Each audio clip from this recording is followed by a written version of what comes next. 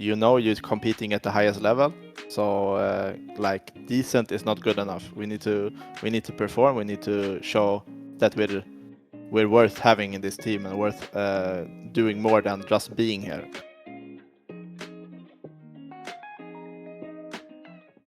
Hey guys, this is Pedro and I'm back with a brand new interview again covering VCT EMEA. I'm here accompanied by ShadoW of KOI, who are just coming off of a 2-0 loss to Team Liquid in their first series of the event.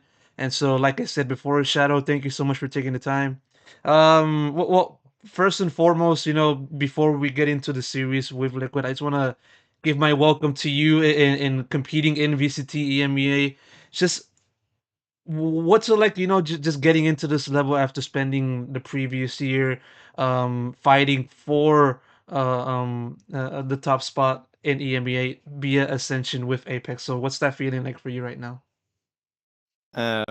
It feels amazing to be able to even play on this high level of Valorant, to be honest. And overall, this game was it was a nail biter. It was super close to getting us 2-0 instead, and it just need to fix a small few stuff on our defender side, and I think it's gonna be good.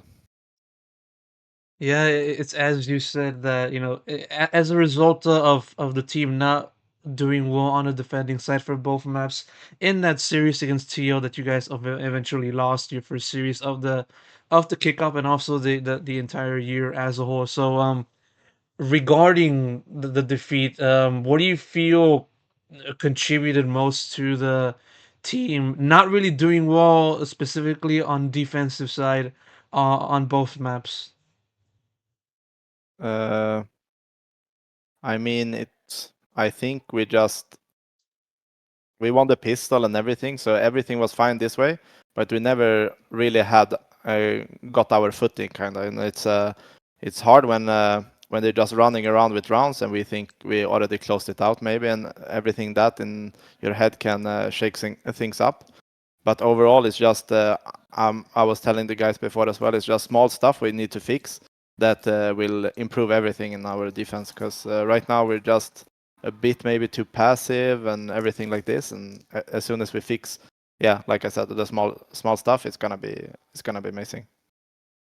Yeah, and even so, it is a pretty good showing from a team such as Koi, who, looking at the team's trajectory from last season, ended in ninth place in the regular season, but then also came close to the LCQ in qualifying for champions, representing EMEA at the end of last season. But still, um, you mentioned about the negatives of that series from your point of view for the team, but what do you feel are the positives, if any, that you've seen out of yourself and also the rest of the team from this series? I mean, overall, I'm super proud of the guys in my team. We showed so much energy. We just couldn't get it over, like I said. And I think everything but the couple last 6-7 rounds was a good showing from us. And I think we should take away a lot of good things and not that much bad things. Mhm. Yeah, of course, and this is the start of the year, and there's a lot more games to be played Yeah. later on down the line. So it's a good start, all things considered. Now I want to take the attention towards yourself and you joining this team. Of course, I already mentioned the first question about what it's like returning or getting to VCT EMEA, but what's it been like playing with a new set of guys in ShadoW, Starksilk, Rubinho, and Camo after spending all of 2023 with the Apex team, which turned out to in which some of those former teammates were also your opponents today. hmm So all the teams in my team, like previously, Shadas and Starks were already here, but Kamo and Gruby are doing like a fantastic job outside this, like outside the matches. They do all the prep. They know like what we need to know, and I couldn't be more proud of them. Honestly, it's their first, especially Gruby and Kamo, it's their first debut in Tier One Valorant, and I think they showed what they're capable of. And I think just from here it's gonna be upwards. It's not gonna be downwards. What do you feel you had to adjust the most when it comes to going from Apex to not I was gonna say Carmichael. Sorry about that. Koi. Hmm. What's been the biggest change that you feel you had to make in order to fit in with the rest of the team so far at this point? I mean, first of all, you need to move to Berlin, so it's whole new life that way. But overall, it's just you're competing at the highest level. So like decent is not good enough. We need to perform. We need to show that we're worth having in this team and worth doing more than just being here. Because we don't just want to be here. We want to like qualify to international lands. I want us to win maybe one. So it's a lot of steps before we. Yeah. How have you viewed the IGLing of Starkso? Because I'm curious on how you view that coming off of playing under another player such as Enzo and just having to view his IGLing slash calling and his direction. So how have you viewed Starkso's IGLing in particular with this team? Overall, I think it's good, but I'm the IGL of the team, so and it's fine. It's fine. But overall, him as a player is fantastic, and he helps me a lot with calling. So he's an amazing player. Yeah, apologies on that No, mishap. it's fine. It's not. I don't think it's out anywhere. So it's maybe first time leaked. You know.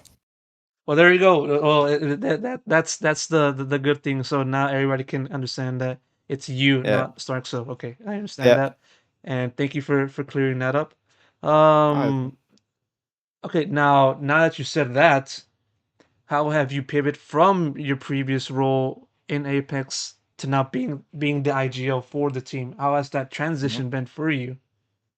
I mean, it's different from just being a player to now I need to be a leader of the team. I need to show how you work, how you like interact with people, how you like overall show yourself. So from that point of view, it's kind of different, but all the team in my team is respecting me, and I respect them as well. So it's a good fit. And you mentioned Starks to be so him and me are kind of like we do it together, and we do I feel like a fantastic job. And you already saw it already now on the attack side. We're doing a really good job on attack, and we just need to fix the city side. So So when it comes to IGLing, I understand each person has their own way of doing it, but how do you view your own style of IGLing? Are you someone that wants to take the initiative throughout the entire round, or do you just allow other people to chime in? Mid round calling, anything else of the like. How do you view your form of IGLing? yeah, for me, it's important to have everyone's point of view in the game. I cannot see everything. No IGL can see everything, and I don't want to act like I see everything. So if they have a good idea, and I trust all the four guys with me, if they call something or they believe really in something, I'm not gonna stop it. If I have another call that's good, but otherwise I will believe in them. So One more question before I wrap it up. yeah. It's sort of similar to the other questions that I asked beforehand, but what do you feel is going to be the biggest challenge that's going to be facing Koi, for this entire year as a whole? Not just focusing on kickoff, but also focusing on the entire year, so that you guys can at least contend to appear in an international land for this year. Can you say that again? Sorry, the first line. Yeah. What do you feel is the biggest challenge facing your team ahead of this year in terms of trying to compete?